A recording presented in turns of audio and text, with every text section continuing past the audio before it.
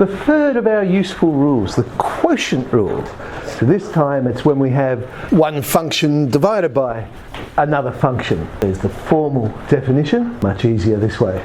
Square the bottom, write down the bottom, diff the top, minus, write down the top, diff the bottom. Something like this. I guess an alternative could be, put that in index form and we have x times 1 plus 2x to the power of negative 1, and you could use a product rule combined with a chain rule and it would come out.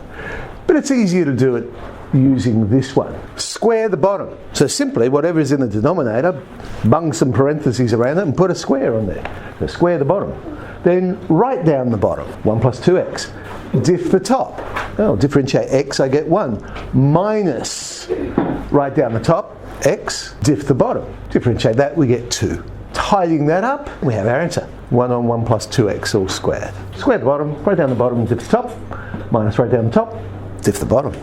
Now this one here, over the square root of x squared minus 4, when I square the bottom with this one, or square a square root, it just becomes to the power of 1, so x squared minus 4. Write down the bottom, but I write it in index form, x squared minus 4 to the power of a half. Diff the top, differentiate 2x, you get 2. Minus, write down the top, 2x, diff the bottom, but now I've got to use the chain rule, so bring down the power, lower the power, becomes minus half, diff the inside, 2x, so we have a bit of tidying up to do. Okay, we have common factors. Certainly there's a common factor of 2 there, and power of negative half would be. Negative tells me, hey, I'm on the other side of the fraction. Put me on the bottom of the fraction. We'll do that. When we pull it out, bang, and put it on the bottom of the fraction.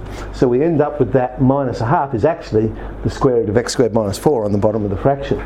And on the top, when we tidy that one up, we get negative 8. Now the fourth rule, a very special rule, reciprocal rule, and I created it this way so it sort of fits the same sort of format as those other ones, so it would look something like this. But it's very, very quick. There it is. Minus the derivative on the function squared. Done. So what's it for? It's for something like this. Well, this is a very, very simple one. When you've got a constant on the top of the fraction. You don't want to waste time using the quotient rule. You don't need to turn it into index form. You simply go, oh, minus the derivative on the function squared. Yeah, okay, tidy that up, there's the answer. So you just differentiate the bottom, that's on the top now with the minus of it. If there's a constant on top, I'll just multiply by the constant as well.